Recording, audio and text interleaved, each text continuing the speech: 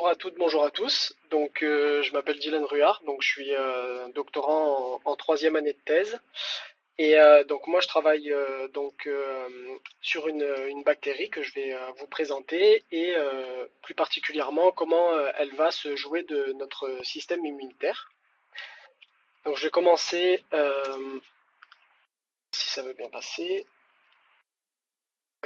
Alors, je vais commencer par vous présenter brièvement mon parcours. Donc, moi, j'ai fait une licence sciences de la vie à Moi, j'ai pas vu l'université passer.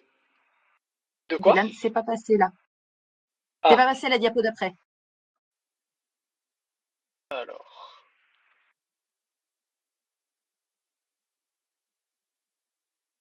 est-ce Alors là, que c'est bon. Essaye de te mettre en plein c'est écran, bon? Ouais, bah c'est ce que j'ai fait, mais du coup, c'est pas en passé mode présentation, pour je veux vous. dire. Ouais. Dites-moi si ça passe ou pas en présentation. Parce que moi, j'y suis là. C'est en présentation, c'est marrant, ça s'affiche pas comme ça pour moi. Ah oui, je le vois. Euh... T'es en mode présentation là. Mince alors. Ouais, ouais. Mais du coup, oui, quand je viens sur la page avec vous, je vois que j'y suis pas. C'est bizarre. Ouais. Non, mais je fais Essaie de ici. partager tout ton écran, Dylan, non? Est-ce que tu as partagé que la fenêtre Ouais. ou tout l'écran? Ouais, j'ai partagé que la fenêtre. Mais je me demande si c'est pas la fenêtre qui fait ça. Ouais. Bah, Ouais, essaye l'écran. je Ouais, vais essayer de essaye de voir. partager tout l'écran.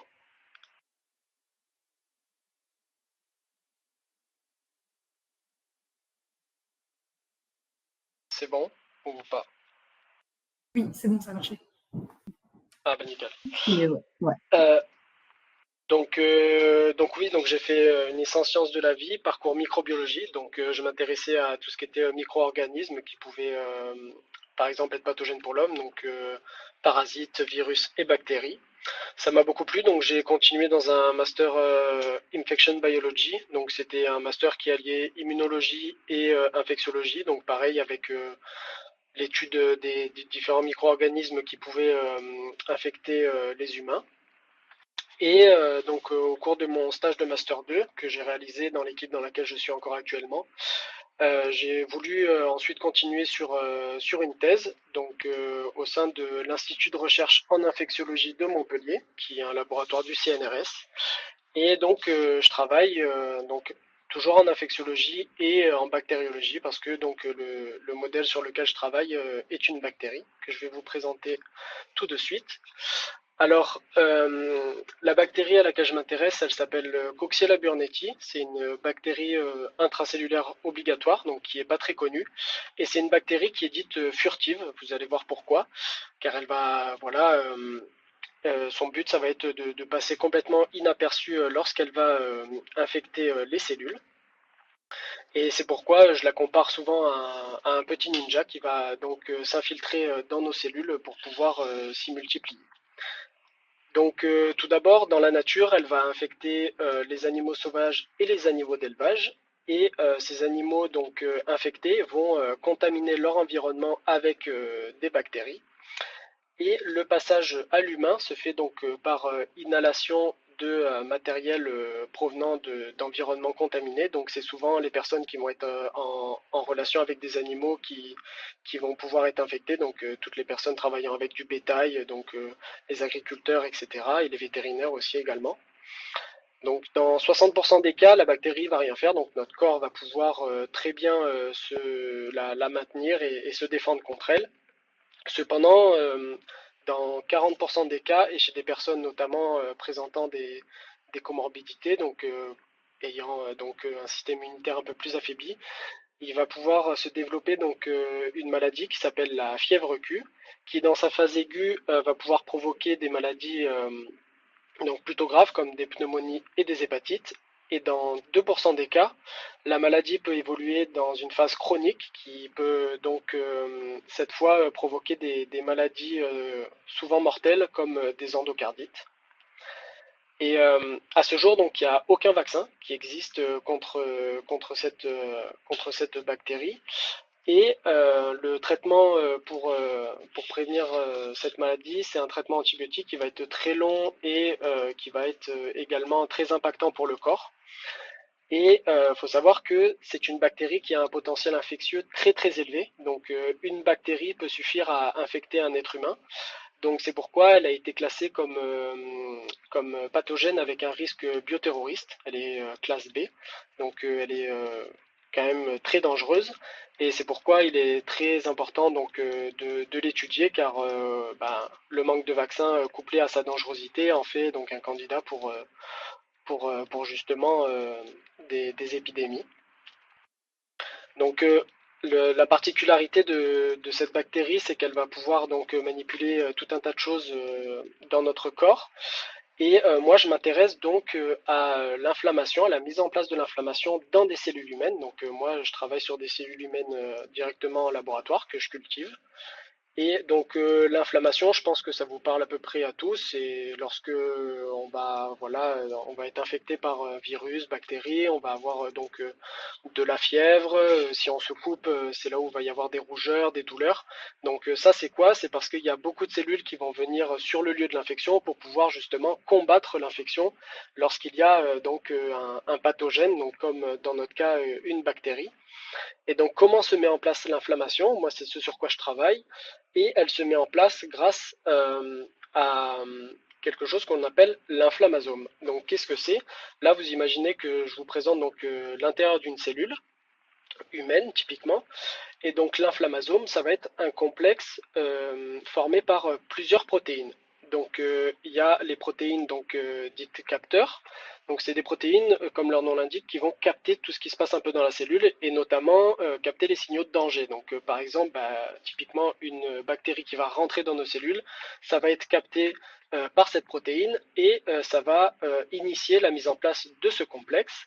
Et ce complexe, il a un but, c'est de s'associer avec ces protéines que nous avons à gauche, que j'appelle ici les ciseaux, et qui vont être à ce stade inactives. Et le but de ce complexe, c'est de rendre ces ciseaux actifs. Et pourquoi c'est super important? Parce que lorsque ces ciseaux vont être actifs, ils vont pouvoir donc venir couper d'autres protéines de la cellule, et cette coupure va rendre ces protéines actives. C'est le cas notamment des protéines qu'on va voir sur la gauche, donc des ciseaux, qui vont former des pores dans la membrane de la cellule. Donc ces pores, ça va être comme des petits trous, et ça va permettre en fait au milieu intracellulaire de se retrouver dans le milieu extracellulaire. Et on va voir tout de suite pourquoi c'est super important. Parce que les ciseaux vont également rendre actives d'autres protéines qui sont les messagers de l'inflammation. Et ces messagers de l'inflammation, une fois actifs, ils vont pouvoir être relargués dans le milieu extracellulaire, notamment via les pores que je vous ai présentés précédemment. Et ces messagers vont pouvoir prévenir donc toutes les cellules environnantes et pouvoir dire à toute l'armée immunitaire, venez, il y a un problème, il y a une infection, il y a un pathogène qui est là, donc il faut que vous veniez pour essayer de s'en débarrasser. Et l'accumulation aussi de ces pores va provoquer la mort de la cellule. Donc ça, il y a beaucoup de pathogènes qui essayent de s'en prévenir, et c'est le cas de Coxiella.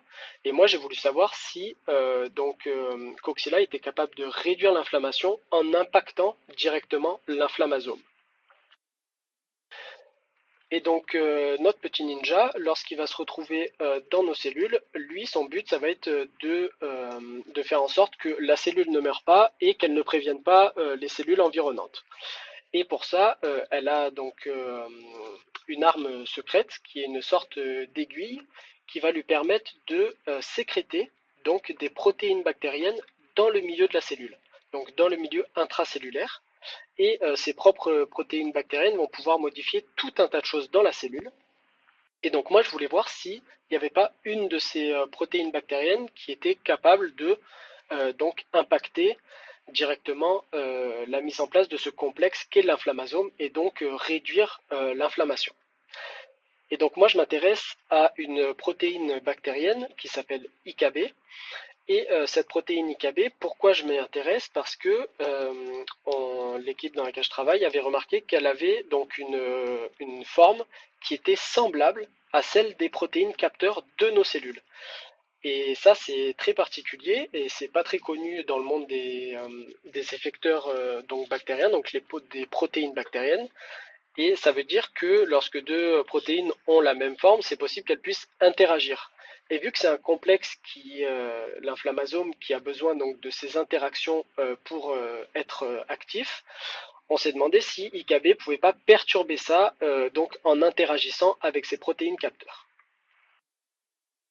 Et donc moi, ce que j'ai vu en laboratoire, en utilisant tout un tas de techniques, de la microscopie notamment beaucoup, j'ai remarqué en fait que IKB était bel et bien capable d'interagir avec ce complexe et de le perturber. Et en fait, cette perturbation de ce complexe, donc de l'inflammasome, ça va faire qu'il va y avoir beaucoup moins de protéines ciseaux actives dans la cellule. Et ça se traduit par quoi? Ça se traduit par le fait qu'il y ait moins de messagers donc de l'inflammation qui soient actifs et qui puissent être relargués dans le milieu extracellulaire. Et ça va provoquer quoi? Ça va provoquer moins de mort de la cellule. Donc la bactérie, donc notre ninja, va pouvoir subsister à l'intérieur de nos cellules. Et également, les cellules vont faire moins d'inflammation, donc vont moins prévenir toute notre armée immunitaire. Et donc c'est également bénéf pour la bactérie qui donc va pouvoir se multiplier tranquillement sans prévenir donc les cellules environnantes. Et donc à long terme, mon projet il permet quoi? Déjà, il permet une meilleure compréhension de la bactérie Coxiella burnetii. Ensuite, le fait d'avoir identifié donc IKB comme étant aussi important dans la manipulation de l'inflammation, on pourrait en faire donc développer de nouveaux traitements pour en faire une cible thérapeutique, parce que si on arrive à donc cibler cette protéine IKB, ça veut dire que nos cellules peuvent faire de l'inflammation plus efficacement et donc éliminer plus efficacement la bactérie Coxiella burnetii. Et enfin, vu que IKB a un potentiel anti-inflammatoire, tout simplement, étant donné qu'elle peut manipuler l'inflammation, on pourrait très bien isoler cette protéine bactérienne pour développer de nouveaux composés anti-inflammatoires dans le domaine du médical notamment. Voilà, donc merci pour votre attention, et surtout si vous avez des questions, n'hésitez pas. Alors, en attendant de voir s'il y a des questions du côté des lycées, est-ce que tu peux préciser dans quelles conditions tu travailles? Puisque tu dis que c'est une bactérie qui est dangereuse, Ouais. qui a un risque de bioterrorisme. Donc, quelles sont les particularités de ta manière de travailler? Alors, moi, je travaille donc en laboratoire L2, ça s'appelle, qui est donc le deuxième niveau de confinement donc pour un laboratoire. Ça veut dire qu'on va travailler sur des souches qui vont être dangereuses. Donc, moi, je vais travailler sous hôte, donc sous hôte aspirante, donc qui est un milieu donc dépourvu de tout autre pathogène. Donc, c'est un milieu stérile. Et moi, je vais devoir porter donc des surchaussures, des gants, une blouse dédié à la manipulation. Et moi, je travaille uniquement sur des souches atténuées de la bactérie, car les souches virulentes que l'on peut retrouver dans la nature, elles, on peut travailler sur elles que en P3. Donc ça, c'est le troisième niveau de protection, où là, c'est toute la pièce qui est confinée. Il y a beaucoup plus d'équipements donc individuels on est obligé d'avoir des lunettes, un masque, une charlotte, voilà. Deux paires de gants. Donc voilà, 2 paires de gants exactement.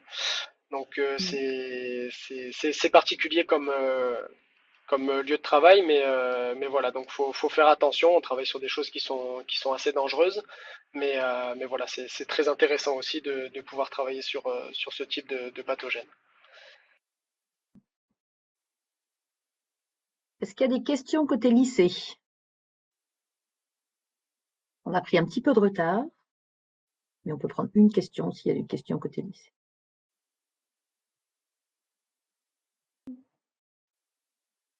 Non, pas de questions alors.